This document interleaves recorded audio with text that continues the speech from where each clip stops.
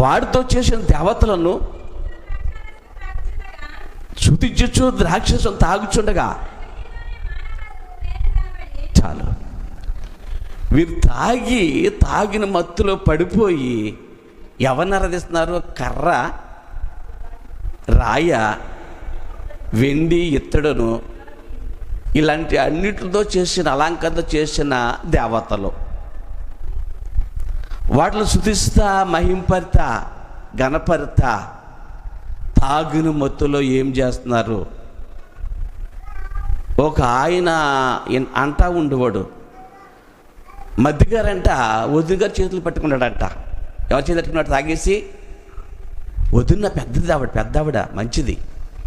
తాగినోడు వదిన చేతులు పట్టుకుంటాడు.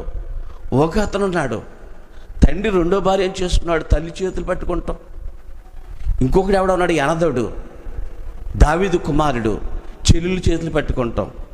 లోతుకి వెళ్తలేదు నేను, సింపుల్గా ఇది. దావీదు కొడుకు చెల్లెల్ని పాడు చేశాడు, వీడు వదిన గారి చేతులు పట్టుకున్నాడంట. ఇదంతా ఎక్కడి నుంచి వచ్చిందంటే తాగిన మత్తులోను అని నేను చెప్తానమాట. ఇలా చేయమని రాయలేదు, కానీ ఇటువంటి మూర్ఖులు ఉంటారు. సాధారణంగా వచ్చిన పిల్ల మీద పెద్దవాళ్ళని చేయనివ్వకూడదు, అన్నదమ్ముల్ని, తండ్రిని కూడా చేయనివ్వకూడదు. ఒక మాట చెప్పాలంటే వాళ్ళ పెద్ద వయసు. ఒకరోజు కాలేజీలో పిల్ల చదువుకుని సందడిపోయి వస్తుందంట, తండ్రి తాగేసి తీసుకొస్తాకి వెళ్ళాడంట. మీరు అందరూ చూస్తూ ఉంటారు, 10 సంవత్సరాల కిందట వత్త బండి మీద ఎడారిలోను పాడు చేశాడు కూతుర్ని. ఆమెతో చెప్తానంటే నీ బలవంతంగా చంపేశాడు. తాగిని ఎరా ఏంటి నువ్వు చేసిన పని అంటే తాగిని మత్తులో జైల్లో పడేశారాన్ని. దావీదు కుమారుడు చెల్లెలు పాడు చేశాడు. ఇప్పుడు నేను చెప్పిన వాడి తండ్రి కూతురు పాడు చేశాడు. ఇక్కడ తాగునోడు వదిలి గారు చేతులు పట్టుకున్నాడు. ఇక్కడ 1000 మందితో కలిసి పాపం చేస్తా ఉన్నాడు ఈ బలి చేసే రాజు అని మీకు చెప్పుతున్నా. మందు చెవులకి వెళ్ళిన వాళ్ళకి వర్షావాయి తెలియదని నేను మీకు చెప్పుతున్నా. ఏదో అది ముచ్చడు ముద్దులు అనుకుంటున్నారు. అయితే వీళ్ళు జీవమగల దేవుని మందిరంలోంచి అన్ని పాత్రలు తెచ్చి జీవం లేనట్లని దేవతలను ఆరాధన చేస్తున్నారు. అది ఎంత ఘోరం, అది ఎంత భయంకరము, ఎంత భయంకరం అది. దేవుడు ఊరుకుంటాడా? దేవుడు నొప్పు మన నొప్పులాగా ఉండాలి పిల్లలు. ఆయన సింహము, ఆయన పిల్లలు సింహం పిల్లలాగా ఉండాలి. హల్లెలూయా. అది భక్తి. చేస్తూ ఉంటారు ఈ లోకంలో భక్తి. భక్తి కాదు, భక్తిహీనులు, భక్తి తెలియని వాళ్ళు. నీ నిష్ఠ అంటే నీతి కలిగి, నీ నిష్ఠ అంటే న్యాయం కలిగి, నీ నిష్ఠ అంటే యథార్థ కలిగి, నీ నిష్ఠ అంటే పవిత్ర కలిగి, నీ నిష్ఠ అంటే జీవగల దేవుణ్ణి తెలుసుకోవాలి. నువ్వు జీవము లేదు నీకు, నీ తండ్రికి కూడా ఏముంటుంది? జీవము గల దేవుడు. హల్లెలూయా. నువ్వు జీవము కలిగి ఉన్నావు. నిన్ను సృష్టించిన సృష్టికర్త ఆయన కూడా జీవము గల దేవుడు. నువ్వు జీవము గల బిడ్డవయ్యుండి నువ్వు జీవము లేని బొమ్మలను ఆరాధిస్తున్నావంటే నీకు శాపము తప్ప ఏమీ మిగలదు అని నేను మీకు ఈరోజు బోధిస్తా. ఇక్కడ వారు బంగారపు, వెండి, ఇత్తడు, ఇనుమును, కర్ర దేవతను స్తుతించుచు ద్రాక్షరసము తాగుచుండగా, చాలు, ద్రాక్షరసం తాగుతుంటే రాజుగారి దేవుడు కాబడ్డాడంట. హల్లెలూయా. అది దీవించే హస్తం, దీవించే ప్రత్యక్షత కాదు, అది ఉగ్రత ప్రత్యక్షత. చాలామందికి దేవుడు కాబడ్డాడు అంటారు. ఆయన కనికరంతో కాబడ్డా, ఆయన ఉగ్రత కుమ్మరించి పడుతుందా? ఆయన భూలోకానికి ఫస్ట్లోను మేఘముల నుండి దేవుడు ప్రవక్తలతో మాట్లాడేవాడు యెహోవా. తర్వాత యేసుప్రభు ఆయన స్పష్టంగా భూమి మీదకి వచ్చాడు. ఆయన ప్రాణం పెట్టి వెళ్ళిపోయి పరిశుద్ధాత్మ ఆదరణ మనకు ఉంది. ఇప్పుడు ఆయన రాపోతున్నాడు, మళ్ళా సింహములాగా రాపోతున్నాడు. యూదా గోత్రపు సింహములాగా. దయాదాక్ష్యాలు ఉండవు. తల్లిదండ్రులు అంటారు, ఒకసారి నేను ఊరుకున్నాను రా, 2 సార్లు ఊరుకున్నాను, 3 సారి సీల్ చేస్తా అంటాం. ఇప్పుడు సీల్ చేసే టైం. ముద్దొచ్చిన వాళ్ళు దేవుడు సంఘనెక్కించుకుని ఆయన మేఘాల మీద తీసుకెళ్తాడు. ఓడిపోయిన వారికి సీల్ చేస్తాడు దేవుడు. సింహం సీల్ చేస్తుంది, గొర్రెపిల్ల సీల్చదు. గొర్రెపిల్ల కాలం అయిపోయింది, ఇప్పుడు ఉగ్రత కాలము. గనుక మానవ హస్తము ఏళ్ళి కనబడి దీపం నగరము నగరపు గోడ పూత మీద ఏదో ఒక రాత రాయచ్చు. సమయం అయిపోయింది. ఈ బెల్షస్సరుకి సమయం అయిపోయింది. దేవుడిచ్చిన సమయం అయిపోయింది. నీకు నాకు కూడా ఈ దేవుడిచ్చిన సమయాన్ని సజ్జగం చేసుకోకపోతే చెప్పలేవు. ఇంకా ఇతడు దేవుడు అవిశర్యలు ఇచ్చాడు, పరిపాలన ఇచ్చాడు, అన్నీ ఇచ్చాడు. దేవుని ఆలయమనే పాడు చేస్తున్నాడు, దేవుని పాత్రలే పాడు చేస్తున్నాడు. చూశాడు ఇంకా తట్టుకోలేడు ఆయన. అయితే ఆయన ప్రత్యక్షమయ్యాడు.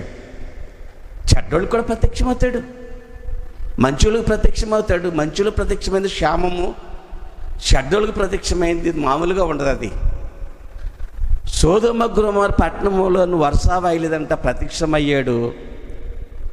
వచ్చి ఒకసారి సన్మానిస్తారమని ఆయన దూతను పంపితే దూతను కూడా పాడు చేత ప్రయత్నం చేశారు. ఆజ్ఞ అయిపోయింది. అగ్ని గంధకాలు దిగొచ్చి పట్టణాన్ని కాల్చేస్తే ఇప్పుడు కూడా గరిపించ మలదు. చూస్తాడు దేవుడు. ఆదాము సంతానం అంతా కూడా చూశాడు, మాట వినలేదు. దేవుడే ఏడిచాడు, తేలేసేసాడు కాళ్ళను, ఆకాశతూములిప్పి. దాంట్లో నీతిమంతుడు 8 మంది, వాళ్ళ సంతానమే మనమందరమును. హల్లెలూయా. దేవునితో పని అంతే, మంచివాడిని విడిచిపెట్టడం. అయితే ఈ బెల్షస్సరు విషయం అంతా చూశాడు దేవుడు. ఓర్చుకున్నాడు.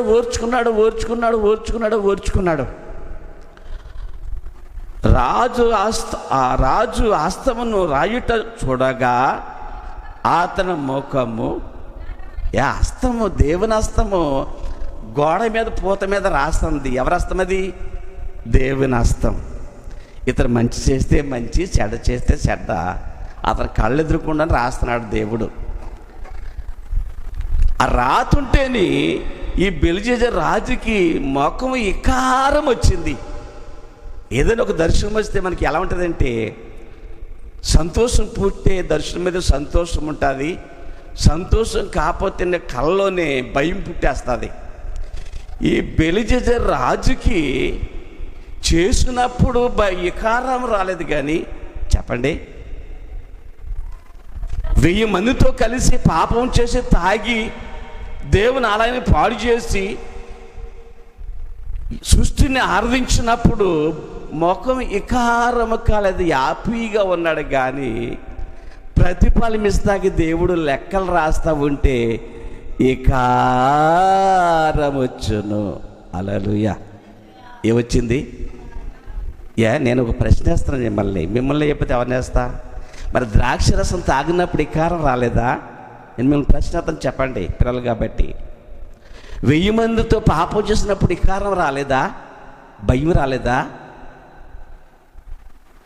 ఆలయంలోనూ వెండి బంగారం జీవగల దేవుని ఆలయం ఎత్తుకొచ్చినప్పుడు కన్నాలేసినప్పుడు అప్పుడు ఇకారం రాలేదా ముఖానికి?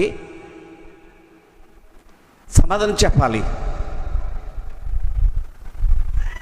వెండి బంగారం కర్ర రాయ మట్టితో చేసిన జీవము లేని కళ్ళుండి చూడవు, ముక్కుండి వాసన చూడ, చేతులుండి కదలవు, కాళ్ళుండి నడవు, తిన్నగా తాడి చెట్టు వల్ల మేకలు దిగ్గొట్టి నిలబెట్టినట్లకి ఆరాధన చేసినప్పుడు, స్తుతులు చేసినప్పుడు భయము ఇకారము రాలేదా? నువ్వేమి చేస్తున్నావు దేవుడు చూస్తాడు. దేవుడు కంట్లో నలకను చూస్తాడు. దేవుడు మన ఈ మధ్యలో ఒక ఆమెకి ఇవి కావాలని చెప్తే లేదో మాట చూపుతున్నా అర్థమవుతుందని. ఎక్కడికో ఫంక్షన్కి వెళ్ళింది, మన సంఘస్థురాలే. బొట్టెట్టు వాళ్ళు ఎదురుకుండా వచ్చి అమ్మ బొట్టు పెడతారని వీళ్ళు పెడతారు, అది వాళ్ళ ఇష్టం, వీళ్ళ ఇష్టం. బొట్టు పెట్టేసింది. నాకేం బయలుపరిచాడు దేవుడు, ఈమె ఎక్కడో విగ్రహం కాడ దండం పెట్టుకున్నట్టే అనిపించింది మనసు. ఇంత బతుపరాలు ఇలా చేస్తుందా అని నేను అడిగేశాను ఆవిడ్ని, ఏదన్నా చేయగల పని చేసావా అంటే చెప్తే పోతుంది కానీ. హల్లెలూయా. ఇంకో మాట చెప్పండి, అర్థమైపోతుంది మీకు. వెనక పాటలకు వచ్చేసి బొట్టెట్టేసింది. దేవుడు చూడు ఎలా బయలుపరిచాడు. అది మీ ఇష్టం. అంటే నేను చెప్పేది పాయింట్ ఏంటంటే, ఎట్టుకోద్దని నేను చెప్తా, అలా పెట్టినందుకంటే అలా దేవుడు నువ్వు ఎక్కడికో ఫంక్షన్కి వెళ్ళి ఆ పని చేస్తే నాకు దేవుడు, నేనైతే నమ్మను మరి అటు పెట్టుకుందంటేని. ఏదో చిన్నది ఏదో దాంబొట్టు అంత పెట్టుకుంటుంది, అంతగా పెట్టుకోదు. అయితే భక్తి నటనంగా చేస్తుంది ఆ అమ్మాయి అవతగించుమించు. అయితే పెట్టినప్పుడు వద్దనొచ్చు కదా, ఆవిడ గురించి ఓసారి విను అన్నప్పుడు బయలుపరిచాడు. ప్రియమైన వాళ్ళ మన జీవితంలో ఎలాగున్నాం? బతికినా ప్రభు కొరకే, చనిపోయినా ప్రభు కొరకే బతకాలి. పెట్టుకోండి, నేను కదంటలా. ఒకవేళ ఈ మాట లేదని పొరపాటు క్షమించండి. మీరు కూడా వాళ్ళకి చిలువేయండి, నెత్తి మీద నసల మీద ఎతరా బాబాయ్ ఊరుకోరు. అలాగే ఎత్తని మీ పక్షం మీ ఇంటికి వచ్చినప్పుడు ప్రార్థనకి సిలువేసా వేయండి, అలాగా తప్పేముంది, మీరు పెట్టించుకోండి, దానికి ఏం కాదు. మీరు కూడా చిలుగుర్తూ ఆ ధైర్యం మీకు ఉండదు. ఇక్కడ ఇతను ఇవన్నీ చూసినప్పుడు భయం లేదు, కానీ దేవుడు రాస్తా